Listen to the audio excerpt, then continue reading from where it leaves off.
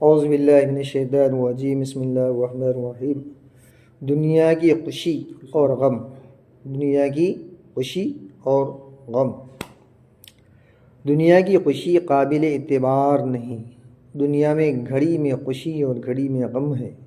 اچھے ہیں وہ جو اللہ تعالیٰ سے لو لگائے ہوئے رہتے ہیں اور خوشی میں الحمدللہ کہہ کر شکر ادا کرتے ہیں، اور غم میں انا للہ و انا الیہ راجعون پڑھ کر صبر سے کام لیتے ہیں۔ ناپائیدار دنیا کو کسی آن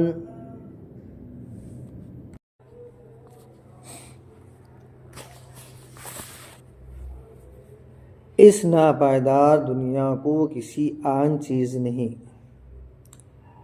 بہادر وہی ہیں جو اس کے رنج سے رنجیدہ نہ ہوں اور نہ اس کی خوشی سے خوش ہو۔ خوشی اور رنج خدا ہی کی طرف سے سمجھا کریں اور اپنے تمام کاموں کو خدا تعالیٰ کے سپرد کر دیں، اسی میں آرام ہے، ورنہ ہمیشہ جان زق زق و بق بق میں رہے گی۔ مگر اتنی بات عالم اسباب سے متعلق کہتا ہوں کہ کسی سے بگاڑ کرنا خوفناک چیز ہے، آپ خود سمجھدار ہیں، یہ ایک اشارہ کافی ہے۔ کامیابی سے خوش نہ ہو اور نہ ناکامی سے رنجیدہ، یہ سب قدرت کے کھیل ہیں۔ کیا دنیا اور کیا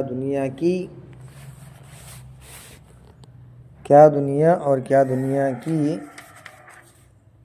کامیابی آخرت کی کامیابی کی فکر میں رہیں اور اپنے ہر کام کو خدا پر سونپ دیں اور آخرت کے کام میں لگے رہیں، یہی کام آنے والی چیز ہے۔ اعوذ باللہ من الشیطان الرجیم، بسم اللہ الرحمن الرحیم۔ جو شخص دنیا کو مقصود سمجھا ہوا ہے اور اس کی تحصیل و تمنا میں طرح طرح کی جسمانی و روحانی تکالیف اٹھایا ہے، ہر وقت اسی ادھڑ بن میں لگا رہتا ہے،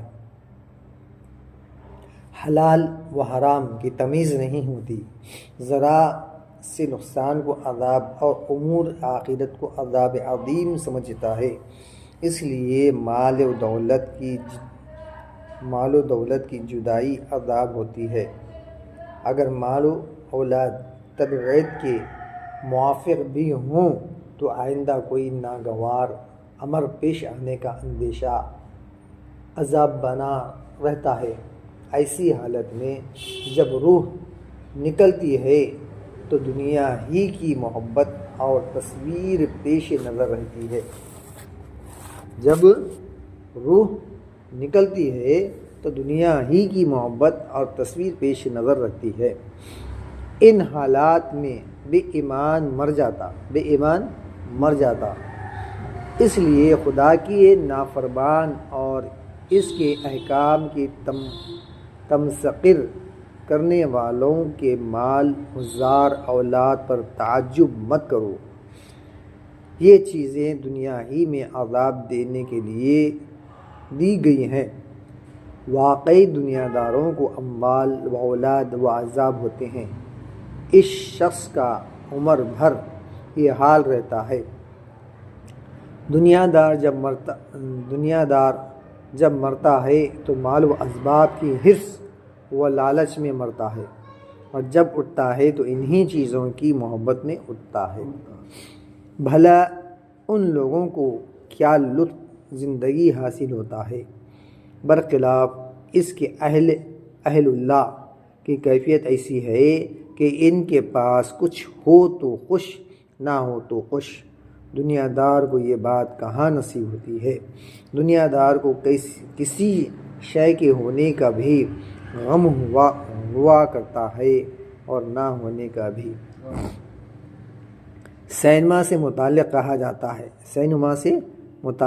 جاتا ہے کہ اصل میں وہاں کچھ بھی نہیں ہوتا، صرف برقی روشنی اور عکس تصاویر ہوتی ہیں۔ سائے سے سب مدہوش ہیں، روشنی گل ہو جائے تو کچھ بھی نہیں۔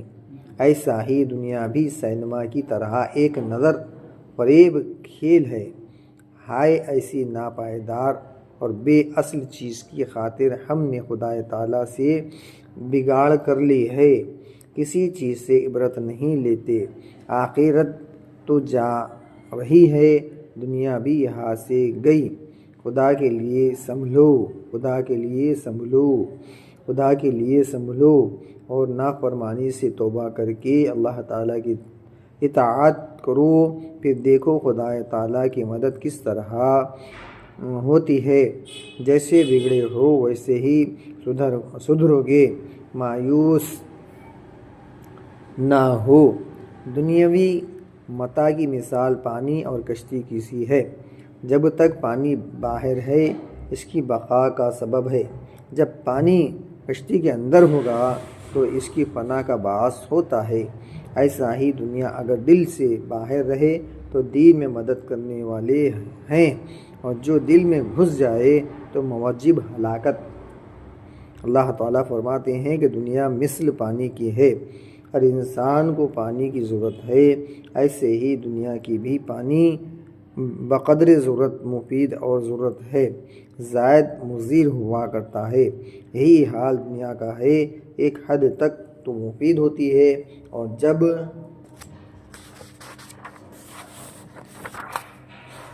جب حد سے بڑھ جاتی ہے تو معذرت پہنچاتی اور گمراہ کر دیتی ہے۔